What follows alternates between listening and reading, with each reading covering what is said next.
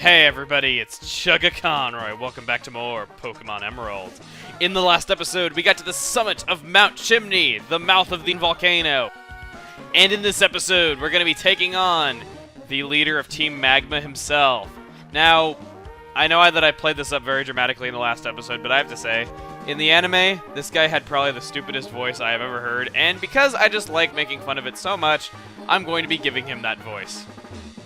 The power contained in the meteorite, by amplifying its power with this machine, Mount Chimney's volcanic activity will instantly intensify.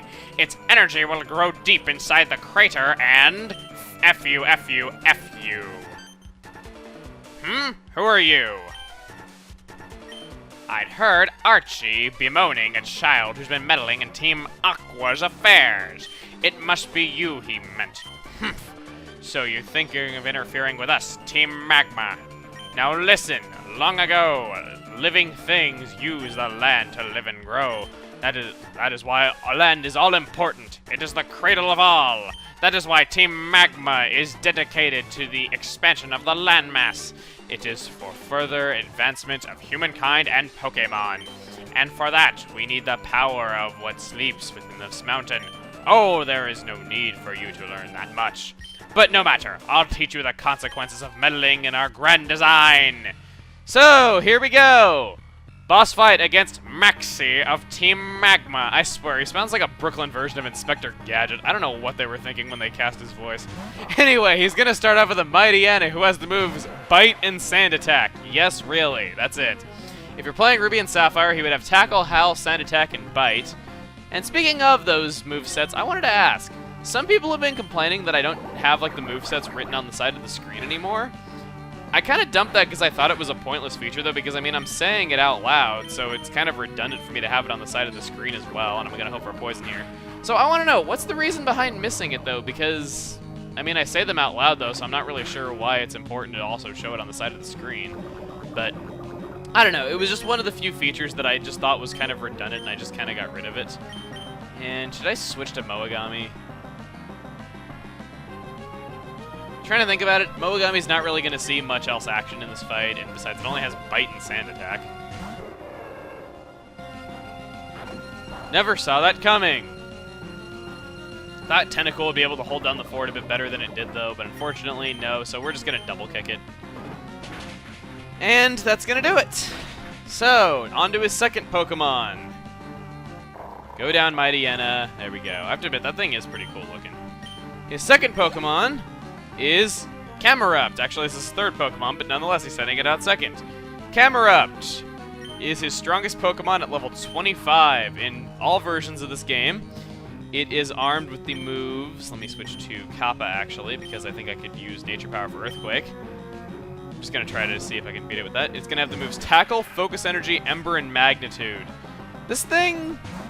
Even though I like it quite a bit, especially in the next games, since it gets a really good ability, don't know why. I just don't really think this is a very good Camerupt that he's raised here. It just doesn't have the best moveset in the world, and I guess, I don't know. They made this boss fight a lot easier from Ruby and Sapphire, though, but this is one aspect they didn't make easier, and oh, it's Rock Slide. Okay, so that's gonna... I missed! Magnitude 9! Oh, God. The way Magnitude works is it's a random number up to 10, and the higher the magnitude, the more damage it does. So it's kind of a luck-based move, but... Okay, we will... try Nature Power again and see if we don't miss. It'll do normal damage, but hey, at least it's... Okay, for a second there I thought I missed again. Critical hit, okay. And Ember. Let's... You know what, let's try Ice Beam.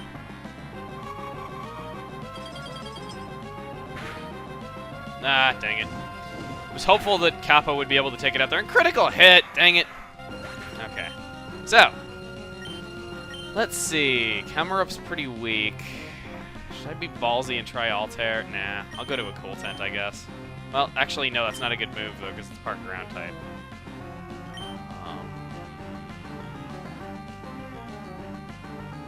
Moagami's too over-leveled. Well, not too over-leveled, though, but Moagami's the highest level Pokemon. I don't want to use that too much. I want Teddy to get a level here, so let's just use Strength. Maxie, you've learned from the best! You learned from gym leaders and myself! Congratulations, you now know the secret of use items to not die!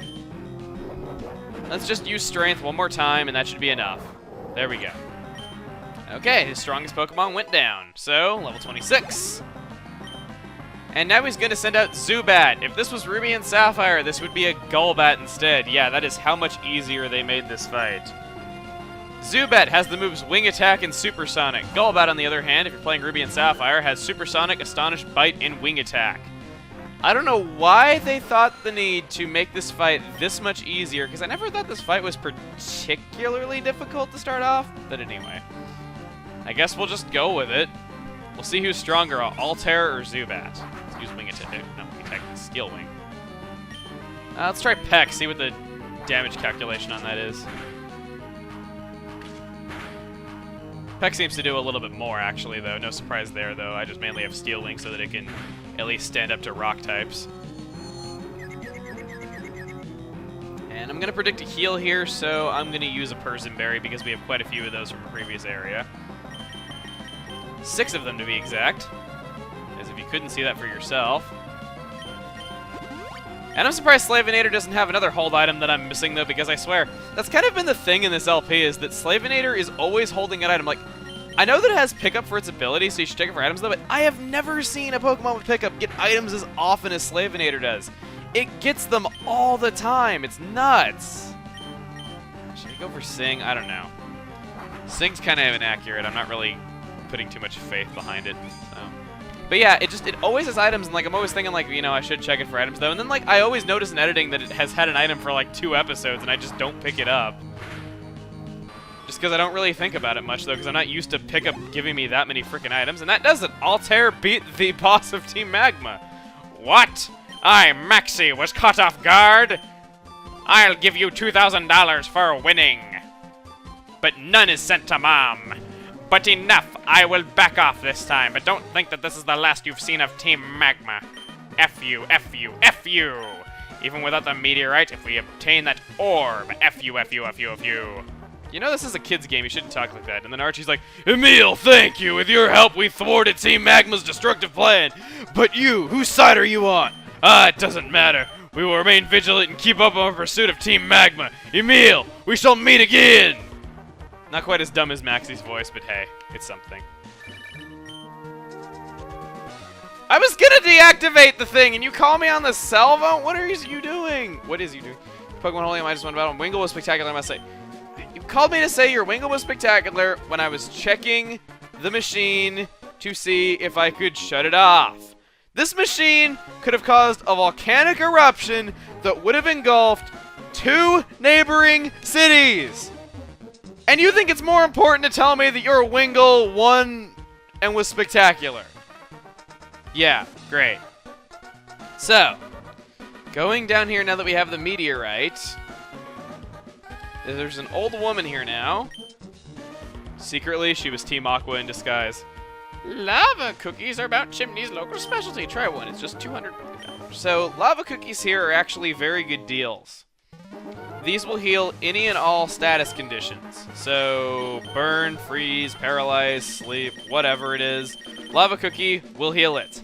And they only cost 200. So, just like the Soda Pop, you can't buy them in bulk. You have to keep talking to her over and over again. But I think I'm going to go ahead and stock up on a few of these, though, because this is a very good deal. Much better than a full heal. If you don't mind riding that cable car up here, you have no reason to buy full heals anymore. This is the best deal you will find next to finding lumberries growing on trees. But now that we've done this, I say it's time that we return to Fall Arbor Town and return that meteorite to Professor Cosmo. Alright, back in Fall Arbor Town. We don't want to go to the Move Tutor's house, but we want to go see Professor Cosmo. Poor Professor Cosmo, he's so depressed. I feel sorry for him. Aren't you like his wife or something? Shouldn't you be doing a lot more than just being like, oh, I feel sorry for him to some random 12 or 10-year-old? Oh, I should have never let myself be conned by telling Team Magma where you can find meteorites. The place is freaking called Meteor Falls. What do you think it is? What do you think's falling there? Pumpkins? The meteors are falling there. That meteorite from Meteor Falls, never gonna be mine now. Oh, huh? That item! Irony! It could be! Is it the meteorite that Team Magma took from Meteor Falls? Please may I have it? And yes, I know it's called Meteor Falls because it's waterfalls, I know. Let's give him, TM represents my feeling of gratitude, please use it. And from him, we get TM27, which we hand over the meteorite for. And TM27 contains, if I may check, Return! The more that the Pokemon you have likes you, the more damage this will do. Now the thing is, I don't get about this move. Why is it called Return? In Japanese, it's called Return Favor. But this translation of this move just is really confusing with whenever you call a Pokemon and you're like, Pikachu, return! It doesn't make any sense why you would do that.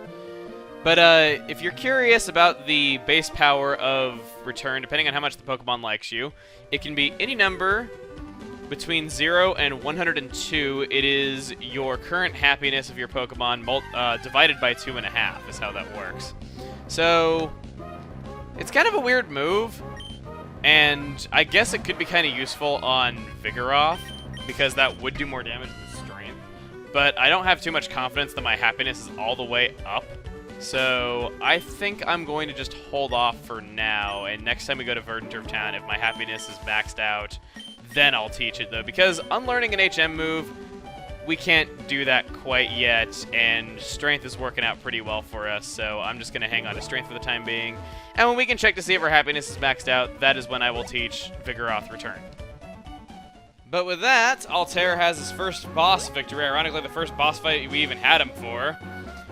We got a brand new TM, we returned the meteorite to Professor Cosmo, and, well, I think we're going to end this off here. So next time on Pokemon Emerald, we're going to be returning to the summit of Mount Chimney, and, well, seeing what we can go from there. See you guys then.